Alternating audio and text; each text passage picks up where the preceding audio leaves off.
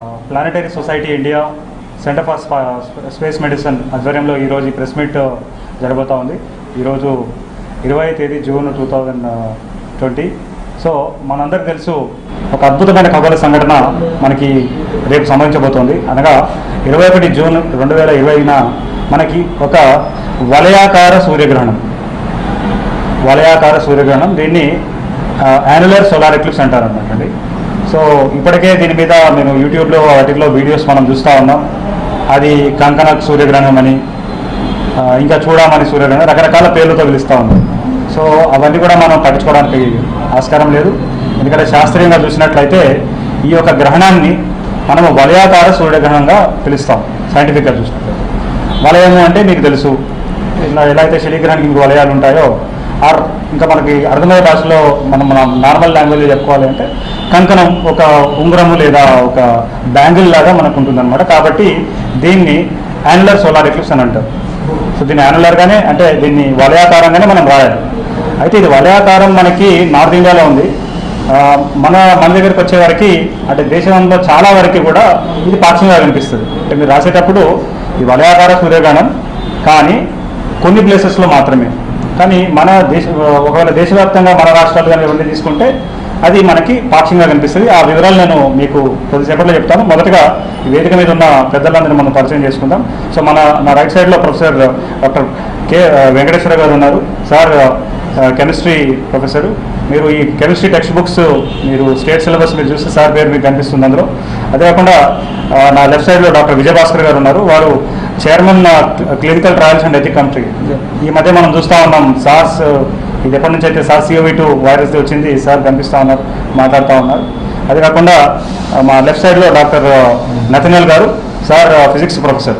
So ఈ యొక్క గ్రహణం గురించి మనం డీటెయిల్స్గా అసలు ఏ టైంలో కనిపిస్తుంది, ఎప్పుడు కనిపిస్తుంది, ఎంత శాతంలో కనిపిస్తుంది, విశ్వవ్యాప్తంగా ఎట్లా ఉంది, మన దేశంలో ఎలా ఉంది, ఇవన్నీ తెలుసుకునే తర్వాత మన రాష్ట్రాల్లో ఎట్లా ఉందని తెలుసుకునే ముందుగా అసలు ఈ గ్రహణం ఎలా సంభవిస్తుంది, అసలు గ్రహణం అంటే ఏమిటి అనే విషయంలో ముందు ప్రొఫెసర్ నతనల్ గారిని మాట్లాడమని విజ్ఞప్తి చేస్తాను.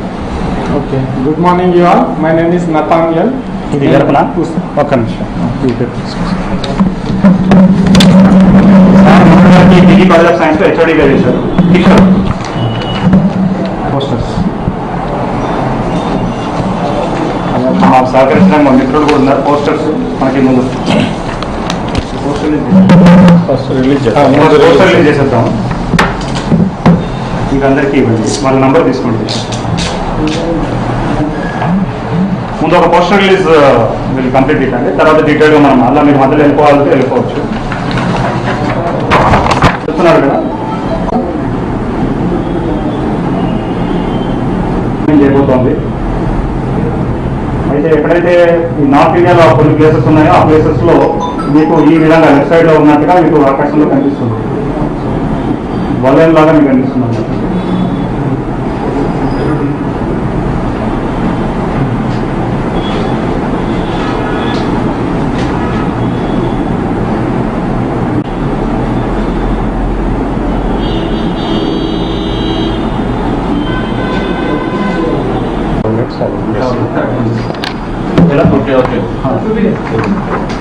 సో లద్దాఖ్లో వెళ్తే మీకు ఎలా కనిపిస్తుంది, ద నార్దర్న్ మోస్ట్ పాయింట్.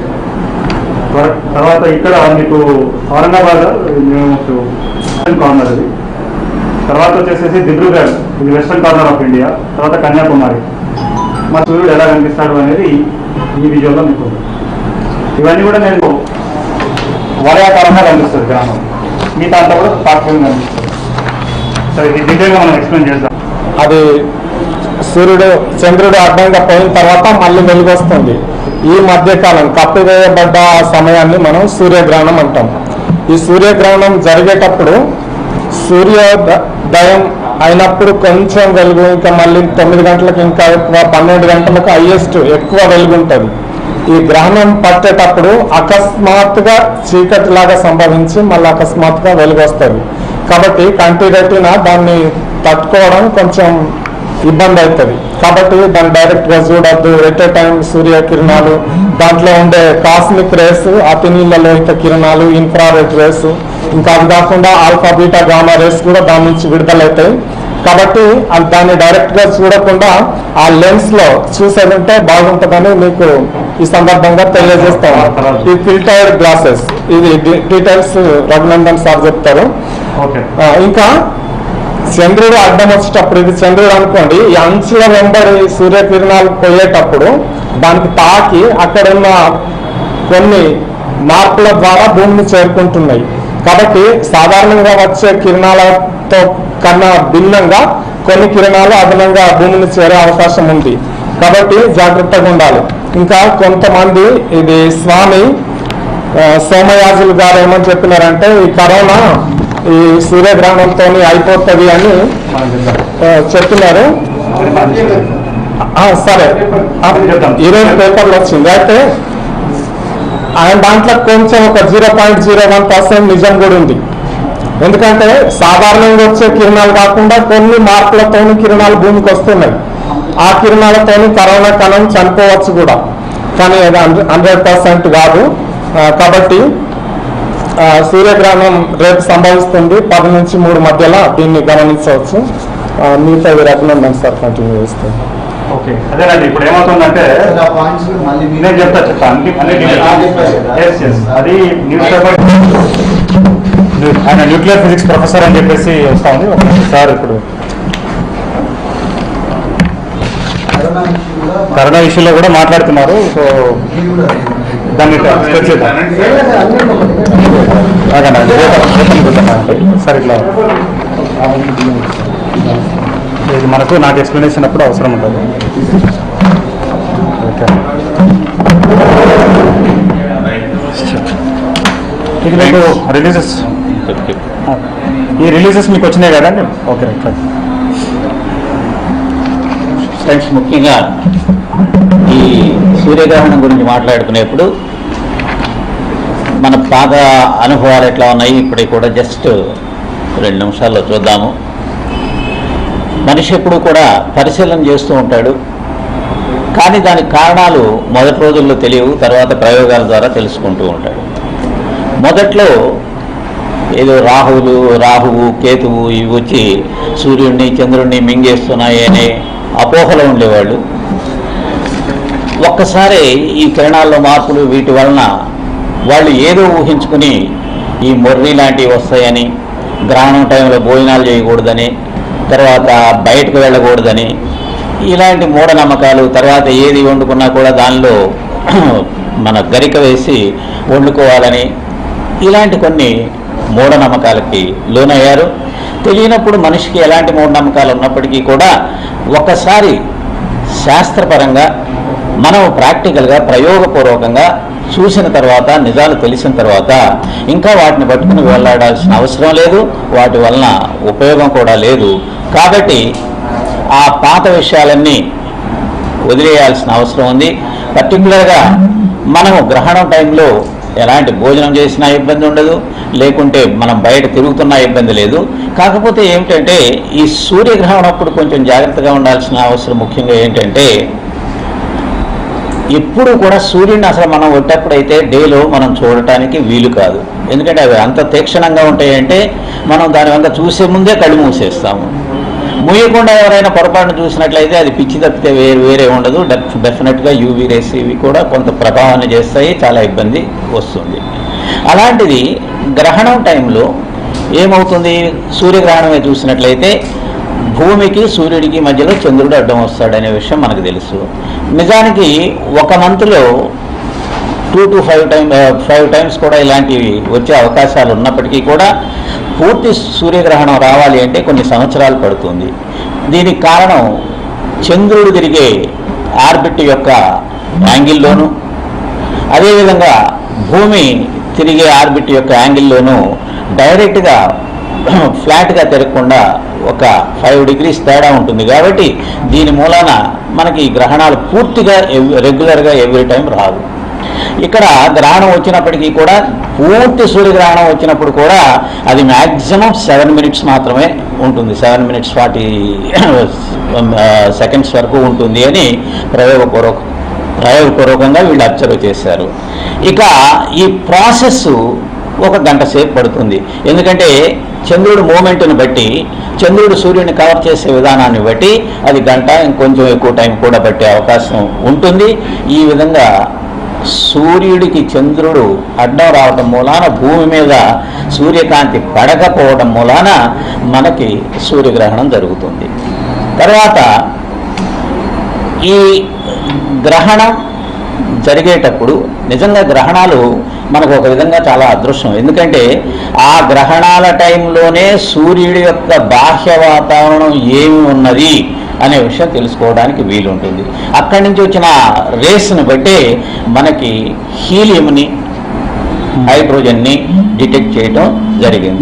మిగిలిన టయాల్లో ఇలాంటి అవకాశం ఉండదు. అది కూడా గుంటూరు నుంచే ఈ హీలియంని డిటెక్ట్ చేయటం మనకొక అదృష్టంగా భావించవచ్చు. మనం కూడా దానిలో పార్టిసిపేట్ చేశాము అని భారతదేశం తరఫున.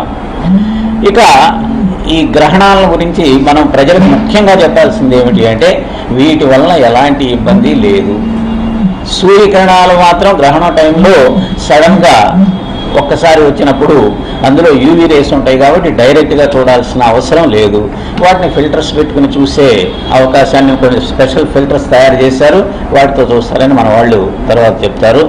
ఇక గ్రహణాల గురించి ఉన్న తప్పుడు అభిప్రాయాలన్నీ కూడా వదిలివేయాలి. ఇవాళ కూడా విలేజ్లు వీటి నుంచి మూఢనమ్మకాలతో బాలింతలు బయటకు రాకూడదని, లేకపోతే ప్రెగ్నెంట్ లేడీస్ బయటకు రాకూడదని ఇట్లా భయంగా తిరుగుతున్నారు. కాబట్టి వాళ్ళందరికీ కూడా ఎలక్ట్రానిక్ మీడియా, ప్రింట్ మీడియా అంతా కూడా గ్రహణాల వల్ల ఎలాంటి ఇబ్బంది ఉండదు, మీరు మీ పనులు యాజ్ యూజువల్గా మిగిలిన రోజుల్లో ఎట్లా చేస్తారో అట్లాగే చేసుకోవడానికి అవకాశం ఉంటుంది అని మీరు తెలియజేస్తారని మీ ద్వారా అలాంటి సమాజ సేవ జరుగుతుందని ఆశిస్తూ నేను సెలవు తీసుకున్నాను. Thank you very much sir. చాలా ఆసక్తికరమైన విషయం సార్ ఒకటి చెప్పడం ఏంటంటే, సూర్యుడిలో హీలియం ఉంటుంది అనే విషయం మన గుంటూరులో, మన తెలుగు రాష్ట్రంలో ఉన్న గుంటూరులో దాన్ని కనుక్కున్నారు గతంలో అనేది సార్ మనకి చెప్పడం జరిగింది. సో ఇప్పుడు రేపు అసలు ఈ టైమింగ్స్ ఏంటి, ఎప్పుడు సంభవిస్తుంది, ఎలా చూడాలి, ఇవన్నీ కూడా నేను అది ట్రై టు కవర్ అండి. తర్వాత మళ్ళీ మనం చేద్దామంటే మీకు ఏమైనా డౌట్స్ ఇప్పుడు ఉన్నాయి కదా యుగాంతాలు పాటు అన్నీ తర్వాత మనం హ్యాండిల్ చేద్దాం. ఓకే, ముందుగా ఎందుకంటే ఇది వెళ్ళాలి జనాల దగ్గరికి.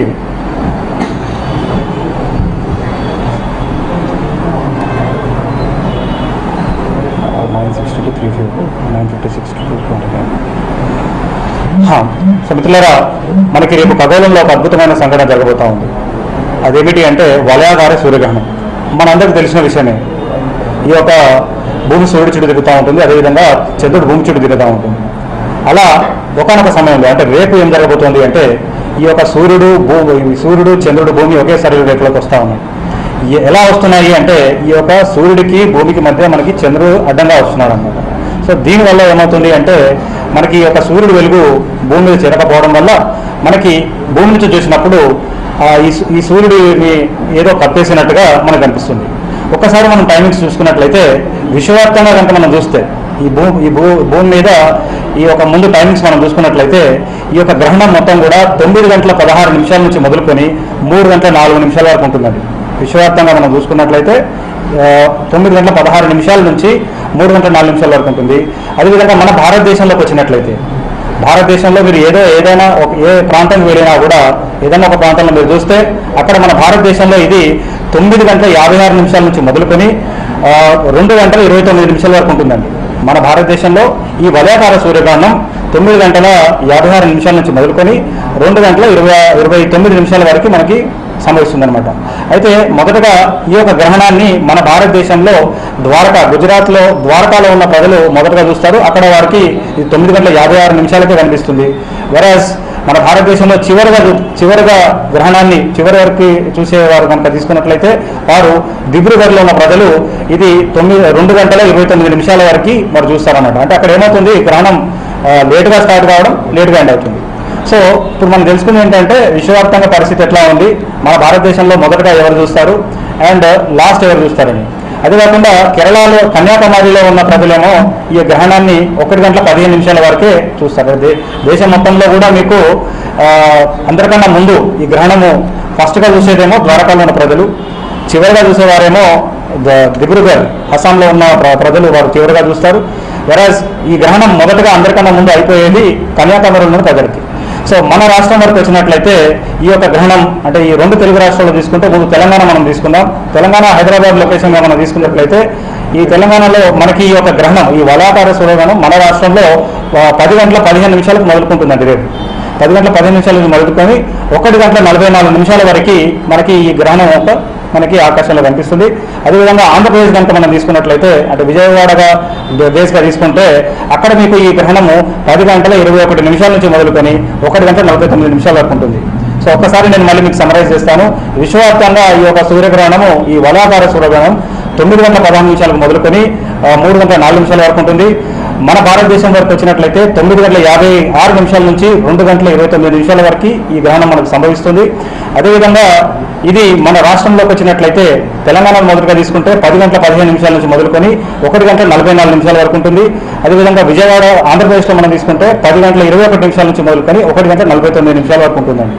అయితే ఈ యొక్క గ్రహణం మనకి చెప్పడానికి వలయాకారంగా మనం చెప్పుకున్నప్పటికీ మన దేశంలో ఉన్న కొన్ని ప్రాంతాల్లో అది కూడా నార్దర్న్ ఇండియాలో మీకు లైక్ మీకు ప్లేసెస్ పేర్లు చెప్తానండి. ఇందులో సూరత్గఢ్, సిర్సా, కురుక్షేత్ర, దేహ్రాదూన్, చమోలి అండ్ జోషిమతి. అంటే మీకు ఈ సూరత్గఢ్ అనేది మీకు రాజస్థాన్లో ఉంటుంది. తర్వాత సిర్సాలో ఉన్న ప్రజలు, తర్వాత కురుక్షేత్ర, ఇవి 2 కూడా హర్యానాలో ఉంటాయి. అదేవిధంగా దేహ్రాదూన్, చమోలి అండ్ జోషిమతి ఇవన్నీ ఉత్తరాఖండ్లో. సో ఈ 3 రాష్ట్రాల్లో ఉన్న ప్రజలు అక్కడ ఏం జరుగుతుంది అంటే మీకు సూర్యుడు మీరు కనుక అక్కడి నుంచి మీరు ఒకవేళ దీని మధ్య భాగం అంటే అరౌండ్ మీకు 12:10కి అంటే గ్రేటెస్ట్ ఎక్లిప్స్ అని ఉంటుందండి. అంటే మీకు ఈ యొక్క గ్రహణము వివిధ ఫేసెస్లో ఉంటుంది. గ్రేటెస్ట్ ఫేస్ అంటే ఎప్పుడైతే మ్యాక్సిమం కప్పుబడి ఉంటుందో సూర్యుడు ఆ సమయం తీసుకున్నట్లయితే మనకి ఇది 12 గంటల 10 నిమిషాలకు మనం యావరేజ్గా మనం తీసుకోవచ్చు. అయితే ఆ టైంలో మీరు చూసినట్లయితే ఏమవుతుంది, ఈ యొక్క సూరత్గఢ్ లాంటి ప్రాంతాల్లో మీరు చూస్తే సూర్యుడు మీకు పూర్తిగా అంటే సంపూర్ణ సూర్యగ్రహణం సమయంలో ఏమవుతుంది, చంద్రుడు పూర్తిగా కప్పేసినట్టు ఉంటుంది. కానీ రేపు ఏమవుతుందంటే మీరు కనుక ఈ సూరత్గఢ్ కానీ దేహ్రాదూన్ కానీ లేకపోతే కురుక్షేత్ర, జోషిమత్ లాంటి ప్రాంతాల్లో కనుక మీరు వెళ్ళి చూసినట్లయితే అక్కడ మీకు ఇలా ఒక వలయం మీకు కనిపిస్తుంది. సూర్యుడు అంటే చంద్రుడు పూర్తిగా కప్పేయకుండా కేవలం కొన్ని రింగ్ ఉన్న ప్రాంతాన్ని వదిలేసేసేసి మీకు ఉంటుంది. సో మొత్తానికి చాలా అద్భుతంగా మీకు ఒక వలయాకారంలో మీకు ఈ సూర్యుడు కనిపిస్తాడండి రేపు. అయితే మరి మిగతా ప్రాంతాల్లోకి వచ్చినట్లయితే అంటే ఒకవేళ మీరు ఇలా ఎట్లయితే నార్థన్ ప్లేసెస్కి మీరు వెళ్ళినట్లయితే ఇటు శ్రీనగర్ కానీ లే కానీ ఢిల్లీ కనుక చూసుకున్నట్లయితే అక్కడ మీకు ఆల్మోస్ట్ మీకు ఒక 90% దాకా కూడా మీకు కవర్ అయినట్టు ఉంటుంది. కానీ మీకు అక్కడ వలయంలాగా కనబడదు, కేవలం ఈ ప్రాంతాల్లో ఉంటుంది. ఒకవేళ మీరు కింది దిగి వచ్చేసి సెంట్రల్ ఇండియా తీసుకున్నా, వెస్టర్న్ ఇండియా తీసుకున్నా, లేదంటే సదర్న్ ఇండియా తీసుకుంటే ఇక్కడ కూడా ఏమవుతుందంటే మీకు ఇది పాక్షికంగా కనిపిస్తుంది. విశ్వవ్యాప్తంగా ఇది యాన్యులర్ సోలార్ ఎక్లిప్స్ వలయాకారంగా పిలిచినప్పటికీ మన దేశంలో వస్తే కొన్ని ప్రాంతాల్లో నార్థన్ ఇండియాలో ఇది మీకు వలయాకారంగా కనిపిస్తే భారతదేశం మొత్తం కూడా అంటే ఈ గ్రహణం దేశంలో ఏ ప్రాంతం నుంచి అయినా మీరు చూసే అవకాశం ఉన్నదండి. సో చాలా అద్భుతమైన ఖగోళ సంఘటన. కాకపోతే మన రాష్ట్రం వరకు ఆ మిగతా ప్రాంతాలు చూస్తే ఇది పాక్షిక సూర్యగ్రహణంగా మనం తీసుకుంటాం. ఓకే, అయితే ఇది ఇంత పర్సంటేజ్ మనకి ఎందుకు ఇలా తేడా వస్తుందని మనం తీసుకున్నట్లయితే ఇక్కడ మీరు చూడండి, ఈ పిక్చర్లో మనం చూస్తున్నాం ఈ రెడ్ ప్రాంతం ఏదైతే ఉందో యాక్చువల్గా ఏంటంటే ఈ యొక్క గ్రహణం మనకి యాక్చువల్గా కాంగో, సౌత్ ఆఫ్రికా, మనకి ఆఫ్రికా కాంటినెంట్లో ఉన్న ఈ కాంగో, సూడాన్, తర్వాత ఇట్రియా, ఓకే, అలా మీకు మళ్ళీ మిడిల్ ఈస్ట్, తర్వాత పాకిస్తాన్, ఆ విధంగా తర్వాత మన భారతదేశంలోకి అడుగుపెట్టి తర్వాత ఇది చైనా, తైవాన్ మీదుగా సముద్రంలో ఎండ్ అవుతుందన్నమాట ఈ యొక్క గ్రహణం ఒక. అయితే ఈ ప్రాంతంలో ఉన్న ప్రజలందరూ కూడా దీన్ని వలయాకారంగా చూస్తారు. అండ్ ఇక్కడ ఈ ప్రాంతం నుంచి ఎవరెవరైతే ఎంతైతే దూరం ఉంటే అంతంత మీకు పర్సంటేజ్ తగ్గుతుంది. అండ్ టైమింగ్స్ కూడా మారుతాయి అన్నమాట. సో మొత్తానికి అయితే ఇందాక మీకు చెప్పాను కదా, మొత్తం వరల్డ్ వైడ్లో ఈ టైమింగ్స్ వరకు కనిపిస్తుంది. సో ఇక్కడ మనం చూడండి మన భారతదేశంలో కూడా ఇది ఇలా వెళ్తుంది. ఈ రెడ్ ఇక్కడ మీరు చూస్తున్నారు కదా. సో మొదటిగా రాజస్థాన్లోకి అడుగుపెట్టి తర్వాత మీకు హర్యానా, తర్వాత ఉత్తరాఖండ్లో ఉన్న కొన్ని ప్లేసెస్ నుంచి ఇలా వెళ్తుందన్నమాట. సో ఇక్కడ నుంచి మనం ఇంత దూరం ఉన్నాం కాబట్టి, అంటే మన సదర్న్ ఇండియా, మన హైదరాబాద్, తెలంగాణ 2 రాష్ట్రాలకు ఇంత దూరం ఉన్నాం కాబట్టి మనకి పర్సంటేజ్ తక్కువ కనిపిస్తుంది. ఓకే, సో మన రాష్ట్రం వరకు వస్తే ఇది 51%. అదేవిధంగా విజయవాడ ఆంధ్రప్రదేశ్ తీసుకుంటే 46% మీకు సూర్యుడు కప్పేసినట్టుగా కనిపిస్తుంది అనమాట. ఓకేనండి, సో ఈ విధంగా మీకు ఏ విధంగా ఉంటుంది ఇలా. హైదరాబాద్లో ఈ విధంగా కనిపిస్తుంది మీకు. అంటే ఈ సూర్యుడు 51% చంద్రుడు సూర్యుని కప్పేసినట్టుగా రేపు మీకు కనిపిస్తుంది. ఆ టైమింగ్ వచ్చేసి 11:56 రేపు గంట మధ్యాహ్నం మీరు 11:56 గంట సూర్యుని చూసినట్లయితే ఈ విధంగా ఉంటుంది. అంటే ఆ టైం మ్యాక్సిమం అన్నమాట. దాని తర్వాత ఇది మళ్ళా అంటే ముందు కప్పడం మెల్లమెల్లం కప్పేయడము, 11:56 తర్వాత ఇది విడవడం అనేది మనం గమనిస్తాం. అదేవిధంగా చూసినట్లయితే ఇక్కడ మనం విజయవాడ ఉందా, ఇందులో విజయవాడ ఉందా, విజయవాడ ఇక్కడ ఉంది చూడండి. విజయవాడలో మీకు ఎలా కనిపిస్తుంది అనేది మనం చూస్తా ఉన్నాం. అక్కడ 46% ఉంది ఇందులో. తర్వాత ఇక్కడ వచ్చేసి నెల్లూరులో కూడా మనం తీసుకుంటే 39% ఉంది.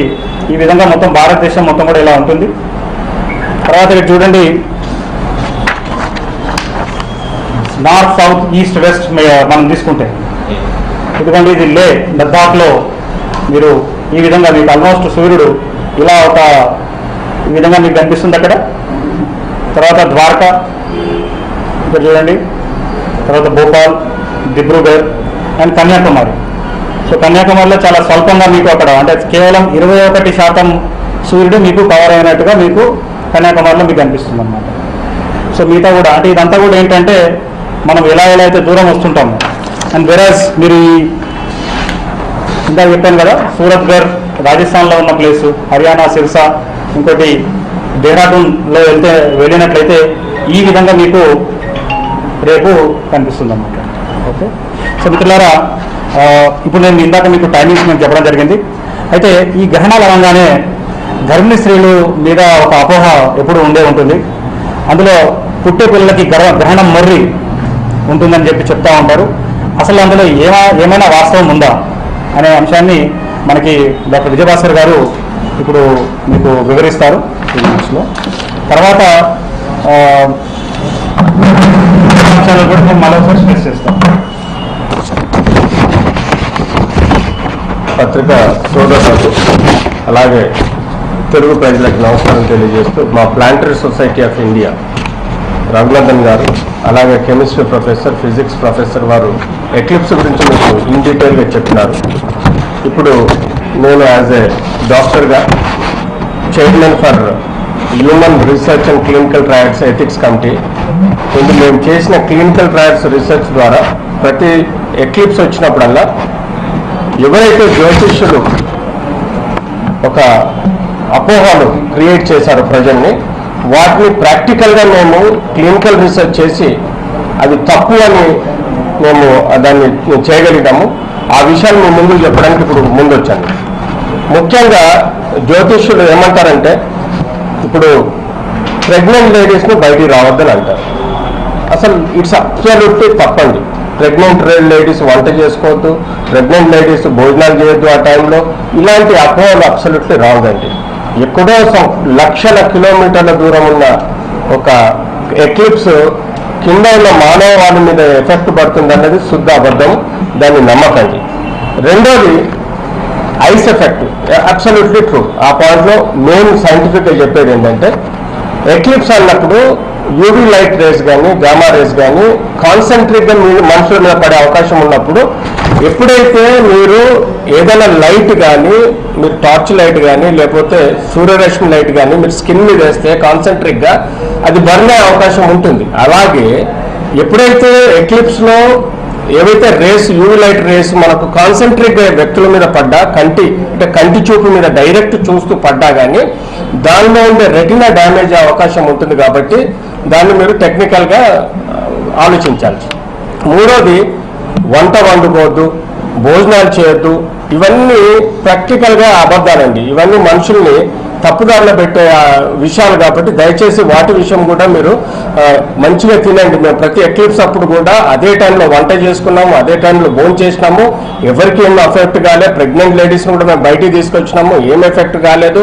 కానీ ఎక్లిప్స్ని చూడడానికి మాత్రం స్పెసిఫిక్గా ప్లాంటరీ సొసైటీ ఏవైతే గ్లాసెస్ ఇచ్చారో ఆ గ్లాసెస్ తోటి ఆ యూవీ లైట్ రేస్ను ప్రొటెక్ట్ చేసుకునే విధంగా జాగ్రత్త పడితే ఐస్ కూడా ఎఫెక్ట్ కాదు. ఇది మీరు ముఖ్యంగా ఆలోచించాలి. రెండోది, గ్రహణ మొరి అనేది అదొక తప్పు పదం తెలుగులో పెట్టారు. అది యాక్చువల్లీ మెడికల్గా ఆలోచిస్తే కంజనైటల్ డిజీజ్, ఎవరైతే కంజనైటల్ మ్యారేజెస్ అవుతాయో అంటే కుటుంబంలో ఒకే కుటుంబంలో పెళ్ళిళ్ళు జరుగుతాయో ఆ పెళ్ళిళ్ళలో జరిగినప్పుడు భావమర్దలు కానీ పెళ్లి చేసుకుంటే అక్కడ ఏమవుతుందంటే ఒక కంజనైటల్ డిజీజెస్ డెవలప్ అవుతాయి. అంటే గ్రహణమొరి లాంటి పదాన్ని తప్పుగా ఇచ్చారు. అది క్లెఫ్ట్ లిప్ క్లెఫ్ట్ ప్యాలెట్, అంటే పై లిప్పు కింది లిప్పు బర్ర రావడము, గొంతు లోపల పైన ప్యాలెట్ని ఇలా ఒక నిలువున బర్ర రావడం, దాన్ని మనము క్లెఫ్ట్ లిప్ క్లెఫ్ట్ ప్యాలెట్ అంటాము. అది ప్యూర్గా కంజనైటల్ డిజీజ్ అండి, and it is a correctable disease. So దయచేసి ఈ అపోహలన్నీ తీసేసుకోండి. ఇలాంటివన్నీ ఒక మిత్స్గా భావించండి. దయచేసి మిస్అండర్స్టాండ్ చేసుకోకండి. జ్యోతిష్యులు చెప్పినా ఆస్ట్రాలజర్ చెప్పినా కూడా అవి నమ్మి మీరు అపోహలు చెందకండి. దయచేసి మీకు ఏదైనా డౌట్ ఉన్నా కూడా మా ప్లాంటరీ సొసైటీని కానీ మమ్మల్ని కానీ మీరు ఫోన్ చేసి అడిగినా కూడా అప్పటికప్పుడు మీకు సొల్యూషన్స్ కానీ సజెషన్స్ కానీ ఇస్తాం. ఫైనల్గా కరోనా అదే ఇంకొక విషయం, ఈ యూవీ లైట్ తోటి సర్ఫేసెస్ మీద ఉండే కరోనా వైరస్ ను కూడా డ్యామేజ్ చేయొచ్చు అండి. ఇది కూడా మీరు మైండ్ లో పెట్టుకోండి. ఈ యూవీ లైట్ సర్ఫేసెస్ మీద ఏదైతే ఉంటుందో వాటిని కూడా మనం డ్యామేజ్ చేసే విధంగా యూవీ లైట్ పవర్ ఉంటుంది. సో మిత్రులారా, చివరిగా చెప్పాలి. సో ఇందాక మనం చూసాం ప్రొఫెసర్ గారు నతన్ గారు ఏ విధంగా అసలు గ్రహణాలు ఎలా ఏర్పడతాయి అనే ఒక అంశాన్ని సార్ ఎక్స్ప్లెయిన్ చేశారు. తర్వాత మనకి ప్రొఫెసర్ కోయా వెంకటేశ్వర గారు అసలు గ్రహణాలు గతంలో ఉన్న అనుభవాలు అవన్నీ మనం చెప్తూ మనకి ఈ గుంటూరులో ఉన్న అంశాన్ని కూడా వారు ఒకటి మనం దృష్టిలో తీసుకొచ్చారు. తర్వాత నేను మీకు టైమింగ్స్ అని చెప్పడం జరిగింది. అండ్ సార్ అంటే ముఖ్యంగా ఏంటంటే ఈ గ్రహణ మొర్రి అనేది ఏదైతే వాదన ఉందో దాని మీద కూడా ఒక డాక్టర్గా సార్ వివరణ ఇవ్వడం జరిగింది. సో మిత్రులారా, ఇదే కాకుండా ఈ గ్రహణం సమయంలో ఏమవుతుంది అంటే రకరకాల నమ్మకాలు మనం చూస్తూ ఉన్నాం. నమ్మకాలు అనే కాకుండా కొన్ని కాంట్రవర్సీస్ కూడా కొంతమంది స్ప్రెడ్ చేస్తూ ఉన్నారు. అంటే ఈ గ్రహణం రావడం వల్ల మనకి యుగాంతం జరుగుతుందని, ఇది అసలు యుగం రేపే అంతం కాబోతుంది అని చెప్పేసి వాదన ఉంది. అది కంప్లీట్గా అవాస్తవం అండి. గతంలో కూడా దాన్ని అప్పుడు చెప్పారు, అప్పుడు ఏం కాలేదు. ఇప్పుడు ఏమంటున్నారు, అప్పుడు తప్పుడు లెక్కలేసాం, ఇప్పుడు మళ్ళీ అవుతుందని. అది కంప్లీట్గా అన్సైంటిఫిక్. రెండోది వచ్చి ఇప్పుడు ఇందాక ప్రొఫెసర్ గారు నతన్ గారు చెప్పినట్టుగా సార్ చెప్పినట్టుగా ఎస్, యూవీ లైట్ ద్వారా మనము అంటే అల్ట్రావైలెట్ రేడియేషన్ ద్వారా ఈ యొక్క కరోనాని మనము అంటే ఒక సర్ఫేస్ మీద ఉంటే దాన్ని మనం అంతం చేయవచ్చు. అయితే కొంతమంది ఏం చేస్తున్నారు అంటే ఒక న్యూక్లియర్ ఫిజిస్ట్, ఆయన చెన్నైకి సంబంధించిన న్యూక్లియర్ ఫిజిస్ట్ ఏమంటున్నారు అంటే అసలు ఈ కరోనా అనేది జంతువుల వల్ల కాదు, సూర్యుడు ఒక కిరణాల వల్ల వచ్చింది అని మాట్లాడుతూ ఉన్నారు. అది కంప్లీట్గా అవాస్తవం అండి, అబ్సల్యూట్లీ తప్పు. ఎందుకంటే ఇందులో ఐక్యరాజ్య సంఘం కానివ్వండి, వరల్డ్ వైడ్ ఆర్గనైజేషన్స్ కానీ ఇప్పటికే చాలా రీసెర్చ్ చేస్తూ ఉన్నారు. సో వాళ్ళు క్లియర్గా చెప్తుంది ఏంటంటే ఇది జంతువుల నుంచి మనిషికి వచ్చిందనేది చెప్తా ఉన్నారు. కానీ సూర్యుడి నుంచి వచ్చింది కాబట్టి గ్రహణం అయిపోతే ఈ సూర్యగ్రహణం అయిపోగానే ఈ కరోనా అయిపోతుందని ఏదైతే వారు చెప్తున్నారో అది కంప్లీట్గా అశాస్త్రీయము. దాన్ని మేము ఖండిస్తూ ఉన్నాం. ఎందుకంటే ఇప్పుడు దానిని కనుక నమ్మి ఏమైనా ప్రజలు ఏమైనా ఎల్లుండి నుంచి వారు ఏమైనా లైట్గా తీసుకున్నట్లయితే ఇంకా వ్యాధి ఉండే పరిస్థితి ఉంటుంది. రెండోది, ఒక శాస్త్రవేత్త ఎప్పుడు కూడా ఏం చేస్తాడంటే చాలా గొప్ప ఏదైనా విషయం చెప్పాలి అంటే ఒక రీసెర్చ్ పేపర్ ఆయన పబ్లిష్ చేసి ఇంటర్నేషనల్ ఆర్గనైజేషన్ దానికి ఒక ప్రాసెస్ ఉంటుందండి. దాంట్లో ఆయన చెప్తారు. కానీ మీడియా మిత్రులను పెంచుకొని ఒక ఇలా కుండబయలు కొట్టినట్టుగా ఏదో కొత్త విషయం చెప్తున్నట్టుగా చేసే ప్రయత్నం అయితే చేయరు. సో కంప్లీట్గా మేము ప్రభుత్వం వారిని రిక్వెస్ట్ చేస్తుంది ఏంటంటే ఇట్లాంటి వాదనలు ఏదైనా వస్తే వాటిని వెంటనే దాన్ని అరికట్టాలి. ఫ్యాక్ట్ ఫైండింగ్ ఫాస్ట్గా చేసేసేసి అలా మాట్లాడే వారి మీద చర్యలు కూడా తీసుకోవాలని మేము కోరుతా ఉన్నాం. ఇంకా ఒక ముఖ్యమైన విషయం ఏంటంటే ఈ గ్రహణ సమయాల్లో ఈ యొక్క దైవశక్తులన్నీ కూడా నిద్రావస్థలో ఉంటాయని, కాబట్టి దేవుడి గుడిలో బంద్ ఉంటాయి కాబట్టి అతీంద్ర శక్తులు కొన్ని ఉంటాయి. ఆ అతీంద్ర శక్తులను మనము ఆహ్వానం చేసుకోవచ్చు, దాన్ని ప్రసన్నం చేసుకోవచ్చు. దాన్ని జంతు బలి లేదా నరబలి కనుక ఇచ్చినట్లయితే వారు ఏదైనా కోరుకోవచ్చు, ఏది కోరుకున్నా జరుగుతుందని చెప్పేసి కొందరు ప్రచారం చేస్తూ ఉన్నారు. చాలా దుర్మార్గంగా గతంలో మనం చూసాం. ఒక చిన్న పాపని ఎత్తుకెళ్ళి తల నలికిన పరిస్థితి మన హైదరాబాద్ నడిబొడ్డులో జరిగిన క్రమం.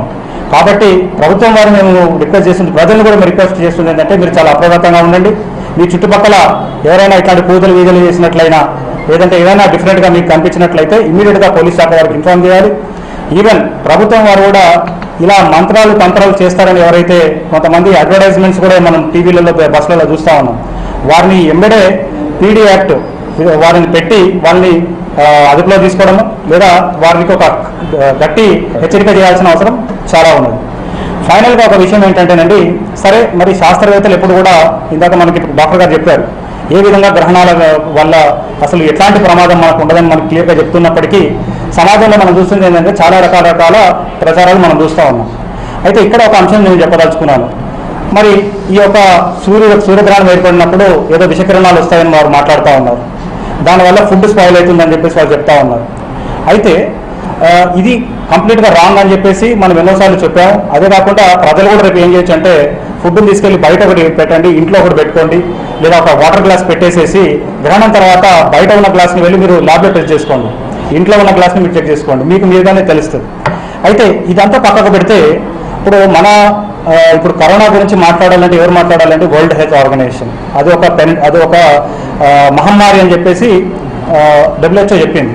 మరి ఎప్పుడైనా సరే ఇప్పుడు గ్రహణం మీద ప్రభావం ఉందని చెప్తున్నారు కదా, ఎప్పుడైనా సరే WHO మన ఈ వరల్డ్ హెల్త్ ఆర్గనైజేషన్ ఎప్పుడైనా చరిత్రలో ఈ ఒక గ్రహణము ఒక మహమ్మారి అని ఎప్పుడన్నా నిర్ణయం చేసిందా? పర్టికులర్గా ఈ గ్రహణం వచ్చినప్పుడు భారతీయ మహిళలు చాలా జాగ్రత్తగా ఉండాలి, ఇంట్లో నుంచి బయటికి వెళ్ళొద్దు, ఆహారం తీసుకోవద్దు, కదలకుండా మెదలకుండా ఉండాలి అని చెప్పి ఎప్పుడైనా వరల్డ్ హెల్త్ ఆర్గనైజేషన్ చెప్పిందా? ఎవరైతే ఈ మహిళల మీద లేనిపోని ఆంక్షలు ఏదైతే పెడుతున్నారో ఆచారాల పేరుతో రకరకాల పేర్లతో వారు ఒకసారి ఆలోచించాలి. ప్రజలు కూడా ఎప్పుడు కూడా WHO అట్లాంటి హెచ్చరిక చేయలేదు. పోనీ WHO పక్క పెట్టండి, మన దేశంలో ఉన్న ICMR వారు కానీ లేదంటే మన హెల్త్ మినిస్ట్రీ కానీ చరిత్రలో మన స్వాతంత్రం వచ్చిన ఇన్ని రోజుల నుంచి ఎప్పుడైనా సరే ఇలా మీరు పాటించండి జాగ్రత్తలు ఎప్పుడైనా చెప్పారా? చెప్పలేదు. మరి వారే చెప్పనప్పుడు వీరు ఈ జ్యోతిష్యులు వీరందరికీ ఏ అధికారం ఉన్నదండి ప్రజలకు ఒక అడ్వైజరీ ఇవ్వడానికి? కాబట్టి ప్రజలందరికీ మేము రిక్వెస్ట్ చేస్తుంది ఏంటంటే ఇలా మనకి వరల్డ్ హెల్త్ ఆర్గనైజేషన్ కానీ ICMR కానీ కొన్ని సంస్థలు ఉంటాయి, వారు మీకు నిజంగా ఈ గ్రహణం వల్ల ప్రభావాలు ఉంటాయి ఈ పాటికి ఎప్పుడు మనకు హెచ్చరిక చేసేవారు కదా. దీని ఒక మహమ్మారి, ఎందుకంటే ప్రజలందరూ విషయవంతంగా ఎంతమంది ప్రజలు చూస్తూ ఉన్నారు. దీన్ని ఇప్పటికే దానివల్ల ప్రమాదం ఉంటే దాన్ని ఒక పెద్ద పెండమిక్గా దాన్ని చెప్పే పరిస్థితి ఉంది. సో ఇక ఎప్పుడు జరగలేదు. కాబట్టి ఇప్పటి నుంచి అయినా సరే ఇది దృష్టిలో ప్రజలందరూ ఉంచుకోవాలి. అదే కాకుండా ఫుడ్ వరకు వచ్చినట్లయితే మన భారతదేశంలో మనకేముందండి, food safety and standards authority of India FSSI. ఒక ఫుడ్ సేఫ్ ఉన్నదా లేదా, దాని స్టాండర్డ్స్ ఎట్లా ఉంటాయని చెప్పేది కానీ, లేదంటే ఒక భారతీయ వ్యక్తి తన భోజనం ఏం తీసుకోవాలనే విషయం చెప్పేదానికి నేషనల్ ఇన్స్టిట్యూట్ ఆఫ్ న్యూట్రిషన్ ఉన్నదండి. మరి చరిత్రలో వారు ఎప్పుడైనా చెప్పారా ఇలా గ్రహణం వచ్చినప్పుడు ఫుడ్ స్పాయిల్ అయిపోతుంది దాన్ని పారేయండి అని ఎప్పుడైనా చెప్పారా? చెప్పలేదు కదా.